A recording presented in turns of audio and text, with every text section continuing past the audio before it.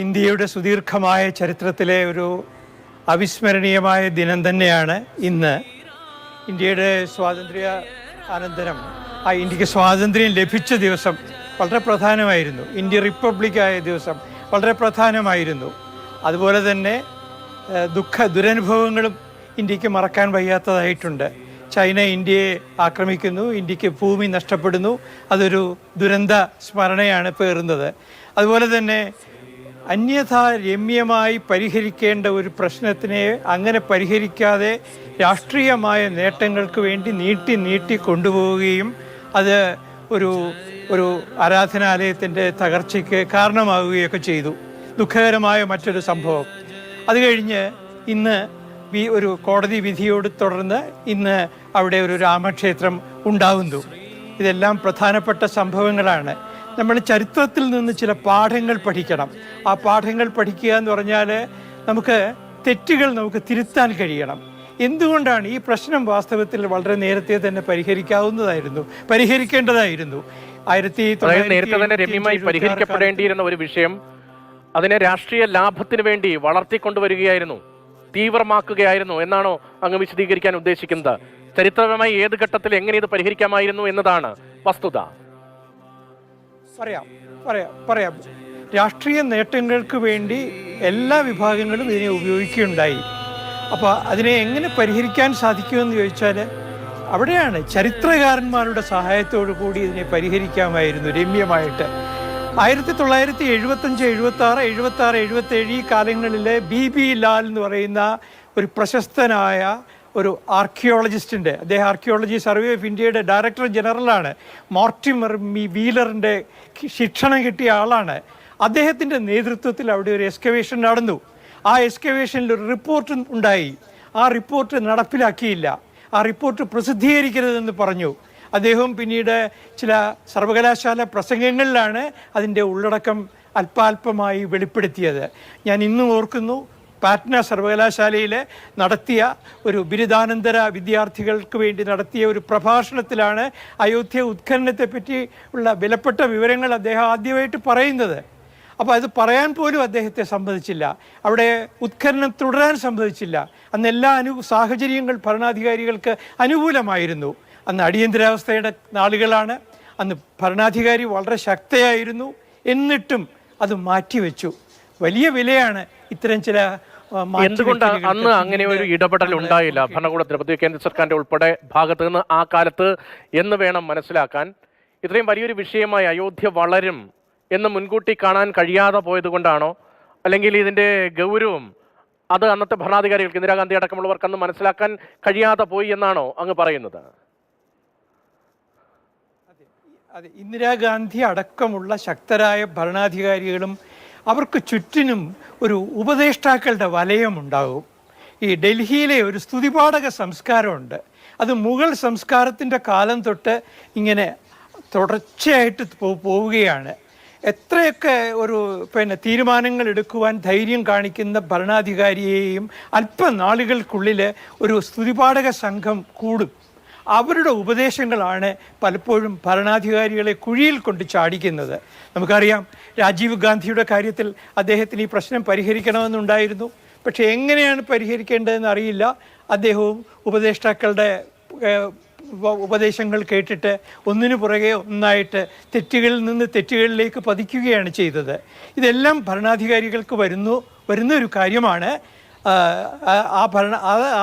ഒരു സ്തുതിപാഠക സംസ്കാരത്തിനെ ഒരു പരിധിവരെ അതിജീവിച്ചു എന്നുള്ളതാണ് ഈ ഗവൺമെൻറ്റിൻ്റെ ഒരു സവിശേഷത. ഈ ഗവൺമെൻറ്റിൻ്റെ പല പോരായ്മകളെ പറ്റിയും നമുക്കറിയാം. പക്ഷേ ഗവൺമെൻറ്റിനെ വിലയിരുത്തുകയല്ലല്ലോ ഈ സന്ദർഭത്തിൽ, അതിനല്ലല്ലോ ഉദ്ദേശിക്കുന്നത്, അതല്ലല്ലോ പ്രതീക്ഷിക്കുന്നത്. അതവിടെ നിൽക്കട്ടെ. പക്ഷേ ഒരു സ്തുതിപാഠക സംസ്കാരം ഡൽഹിയിലുണ്ട്. ആ സംസ്കാരമാണ് പലപ്പോഴും ഭരണാധികാരികളെ വഴിതെറ്റിക്കുന്നത്. ഞാൻ വീണ്ടും പറയാം, ആ BB ലാൽ എന്ന് പറയുന്ന സത്യസന്ധനായ ആർക്കിയോളജിസ്റ്റിൻ്റെ നേതൃത്വത്തിൽ നടന്ന കണ്ടെത്തലുകൾ പബ്ലിഷ് ചെയ്തിരുന്നുവെങ്കിൽ, അതിനെ ഒരു ചർച്ച വെച്ചിരുന്നുവെങ്കിൽ തീർച്ചയായിട്ടും സ്വമേധയാ അന്നത്തെ ആരാധനാലയത്തിൻ്റെ ഉടമസ്ഥർ, അതായത് ബാബരി മസ്ജിദ് എന്ന് പിൽക്കാലത്ത് അറിയപ്പെട്ടിരുന്നത്, ഞാനവിടെ പോകുമ്പോഴൊക്കെ അതിന് ജന്മസ്ഥാൻ മസ്ജിദ് എന്നാണ് അയോധ്യാവാസികൾ പറഞ്ഞിരുന്നത്.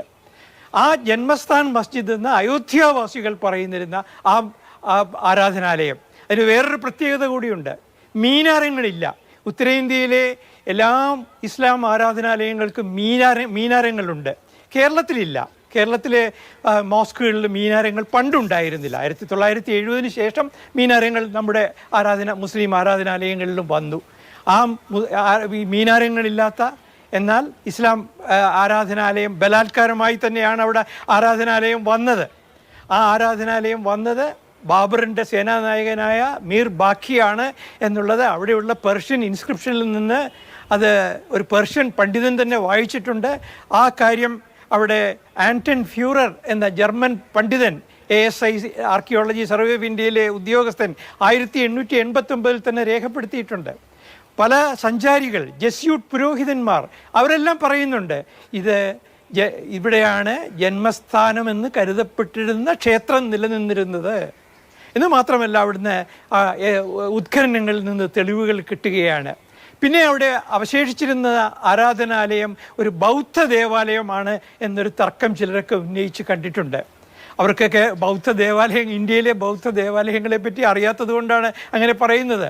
കാഞ്ചിയിലെ മഹാസ്തൂപം പോലെയുള്ള സ്തൂപങ്ങളായിരുന്നു ബൗദ്ധ ദേവാലയങ്ങൾ. അവിടെ തൂണുകളില്ല. ബൗദ്ധ സ്തൂപങ്ങൾക്ക് തൂണുകളുടെ ആവശ്യവുമില്ല. പക്ഷേ ഈ അതായത് അലങ്കൃത തൂണുകളുടെ, ഇവിടെ അലങ്കൃതമായ തൂണുകളാണ് കണ്ടെത്തിയത്. 1980 പോയപ്പോൾ ഈ പറയുന്ന മസ്ജിദിൻ്റെ അകത്ത് പ്രവേശിക്കുകയും ഫോട്ടോ എടുക്കുകയും ചെയ്ത ഒരാളാണ്. പക്ഷെ അന്നത്തെ ഫോട്ടോഗ്രാഫുകൾ കാവൽ നിന്നിരുന്ന പോലീസുകാരെ നശിപ്പിക്കുകയാണ് ചെയ്തത്. അതുകൊണ്ട് എനിക്കത് പ്രസിദ്ധീകരിക്കാൻ സാധിച്ചില്ല. അന്ന് EMS നമ്പൂതിരിപ്പാട് പറഞ്ഞു, NV കൃഷ്ണവാര്യർ പറഞ്ഞു, VT ഇന്ദുചൂടൻ പറഞ്ഞു. അവരൊക്കെ പറഞ്ഞതാണ് ഈ കാര്യത്തിൽ ഒരു. പക്ഷേ ആ തീരുമാനം നിരവധി ചരിത്രപരമായ നിരവധി വിഷയങ്ങൾ കൂടി വിശ്വാസത്തിനൊപ്പം അയോധ്യയുമായി ചേർത്ത് ചർച്ച ചെയ്യപ്പെട്ടതാണ്. ഈ കേസിന്റെ ഘട്ടത്തിലൊക്കെ അക്കാര്യങ്ങൾ കോടതിയുടെയും ഒക്കെ പരിഗണനയ്ക്ക് വന്നതുമാണ്. ഈ മതവുമായി ബന്ധപ്പെട്ട, ആചാരവുമായി ബന്ധപ്പെട്ട് നമ്മുടെ ഭരണാധികാരികൾ നേരിട്ട് അതിന് നേതൃത്വം നൽകുന്നത് നമ്മൾ അങ്ങനെ കണ്ടിട്ടില്ല. ഇപ്പോഴാ പ്രതിപക്ഷം ഉന്നയിക്കുന്ന ആരോപണം രാഷ്ട്രീയമായി അയോധ്യയെ വീണ്ടും ഉപയോഗിക്കുകയാണ് BJPയും കേന്ദ്ര സർക്കാരും പ്രധാനമന്ത്രിയും എന്നതാണ്. ആ വിമർശനങ്ങളൊക്കെ നിലനിൽക്കുമ്പോഴും ചരിത്രവുമായി തട്ടിച്ചു നോക്കുമ്പോൾ ഒരു ജനാധിപത്യ ക്രമത്തിൽ സാധാരണ നിലയിൽ ഇങ്ങനെ ഉള്ള ചടങ്ങുകൾക്ക് പ്രധാനമന്ത്രിമാരെ പോലെ പ്രമുഖ ഭരണാധികാരികൾ നേതൃത്വം നൽകുന്ന ശീലമുണ്ടോ? തീർച്ചയായിട്ടും. അതായത് മുഗൾ കാലഘട്ടത്തിലെ ഒന്നാന്തര ഒരു ഉദാഹരണമാണ് അക്ബർ ചക്രവർത്തിയുടേത്. അദ്ദേഹം CR രാമ കോയിൻ 2 തവണ പുറത്തിറക്കിയിട്ടുണ്ട്. പൊതുവെ പറഞ്ഞാൽ മുസ്ലിം ഭരണാധികാരികൾ മനുഷ്യരൂപങ്ങളോ ദേവതാ രൂപങ്ങളോ ഒന്നും അങ്ങനെ ഉൾപ്പെടുത്തിക്കൊണ്ട് നാണയങ്ങൾ ഇറക്കാറില്ല. പ്രത്യേകിച്ചും മുഗൾ ചക്രവർത്തി. ഈ പറയുന്ന ബാബറിൻ്റെ കൊച്ചുമകനാണ് അക്ബർ. ഈ ബാബറിൻ്റെ കൊച്ചുമകനായ അക്ബർ ആദ്യം ഒരു CR രാമ കോയിൻ ഇറക്കി. അപ്പോൾ മുസ്ലിം പൗരോഹിത്യം അദ്ദേഹത്തോട് പറഞ്ഞു ഇത് അദ്ദേഹം പിൻവലിക്കണമെന്ന് പറഞ്ഞു. അദ്ദേഹം അവരെ വെല്ലുവിളിച്ചുകൊണ്ട് വീണ്ടും CR രാമ കോയിൻ ഇറക്കി. 2 തവണ CR രാമ കോയിൻ ഇറക്കി. അപ്പോൾ മുസ്ലിം ഭരണാധികാരികൾ പോലും ജനതയുടെ മതത്തെ അവരുടെ പ്രശസ്തിക്ക് വേണ്ടി ഉപയോഗിക്കുന്നുണ്ട്. അക്ബർ എന്ന് പറയുന്ന ആൾ അങ്ങനെ ഒരു പ്രശസ്തിക്ക് വേണ്ടി മാത്രം ഉപയോഗിച്ചു എന്ന് നമുക്ക് കരുതാൻ വയ്യ. അദ്ദേഹം പിന്നീട് ദീൻ ഇലാഹി സ്ഥാപിച്ചു, നമുക്കറിയാം. അതുപോലെ തന്നെ ഈ പറയുന്ന അയോധ്യ ഉൾപ്പെടെയുള്ള പ്രദേശങ്ങൾ ഭരിച്ചിരുന്നത് ലക്നൌവിലെ നവാബുമാരാണ്. അവരുടെ ആദ്യത്തെ തലസ്ഥാനം എന്ന് പറയുന്നത് ഫൈസാബാദാണ്.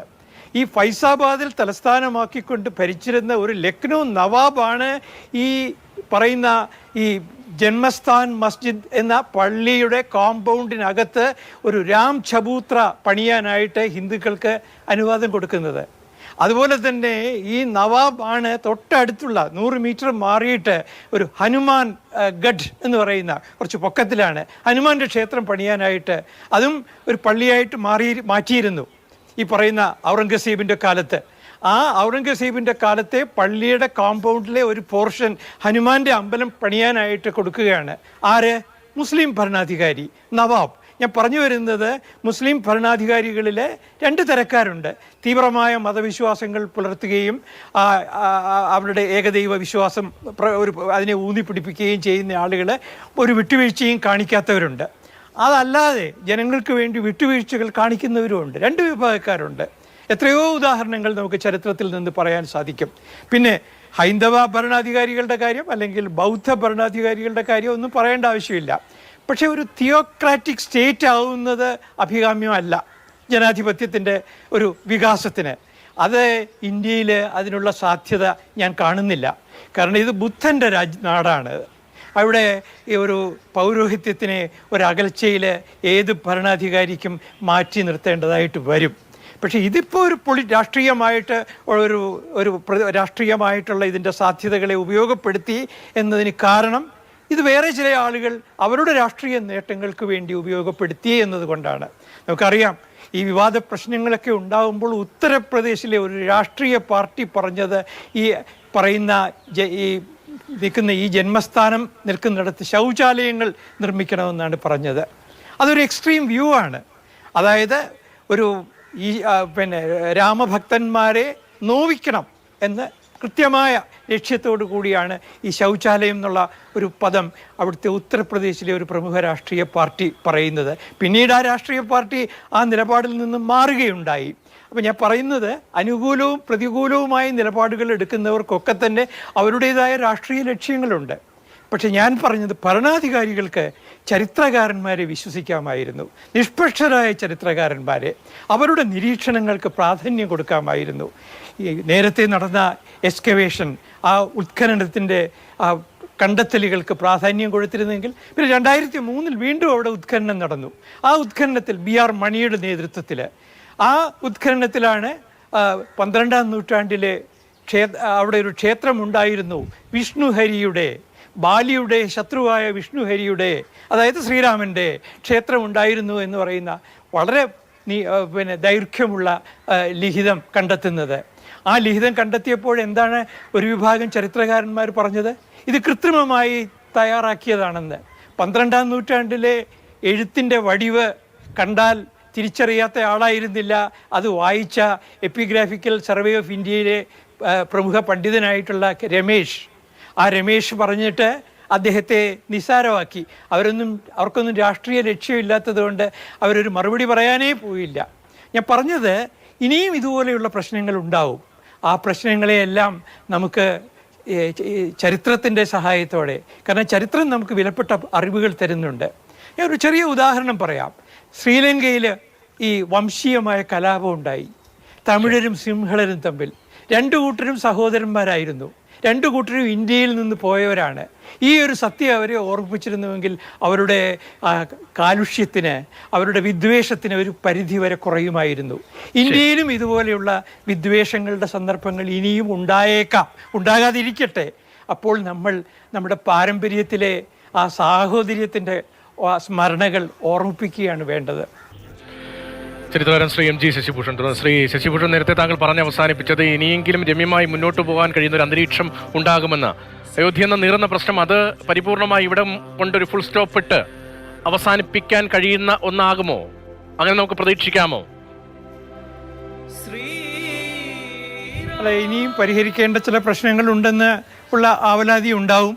അതുപോലെ തന്നെ അയോധ്യയിൽ ഒരു മോസ്ക് പൂർത്തിയാകാൻ ഇനിയും ഏതാനും വർഷങ്ങളും കൂടി എടുത്തേക്കാം. അപ്പോൾ എന്തായാലും ആ മോസ്ക് വരും. തീർച്ചയായിട്ടും അവിടേക്ക് ആളുകളെ സന്ദർശിക്കാനായിട്ട് പോവും, ഒരു സംശയവും വേണ്ട. നമ്മുടെ നാട്ടിലെ എത്രയോ ഉദാഹരണങ്ങൾ അറിയാം. ഭീമാപ്പള്ളിയിൽ പോകുന്നവരിൽ ഒരു വലിയ വിഭാഗം അമുസ്ലിങ്ങളായിട്ടുള്ള ആളുകളാണ്. ശബരിമല പോകുന്നവർ അവരുടെ എരുമേലിയിലെ പള്ളിയിൽ കൂടി പോയിട്ടാണ് വരുന്നത്. സാധാരണക്കാരായ നിഷ്കളങ്കരായ ആളുകളുടെ ഇടയിൽ ഈ പറയുന്ന പോലെയുള്ള തീവ്രമായ നിലപാടുകളും തീവ്രമായ ഒരു ഭേദചിന്തകളും ഒന്നുമില്ല. അതുകൊണ്ട് രാഷ്ട്രീയക്കാർ വളരെ കരുതിക്കൂട്ടി ഇനിയും തീ കത്തിച്ചില്ലെങ്കിൽ, അല്ലെങ്കിൽ ഇനിയും അവരുടെ താല്പര്യങ്ങൾക്ക് വേണ്ടിയിട്ട് ജനങ്ങളുടെ ഇടയിൽ ഛിദ്രം ഉണ്ടാക്കിയില്ലെങ്കിൽ, അല്ലെങ്കിൽ ഡിവിഷൻ ഉണ്ടാക്കിയില്ലെങ്കിൽ, ഇത് പതുക്കെ സ്വാഭാവികമായ ഒരു നിലയിലേക്ക് പോകുമെന്ന് തന്നെ പ്രത്യാശിക്കാം. ശരി, നന്ദി ശ്രീ MG ശശിഭൂഷൺ.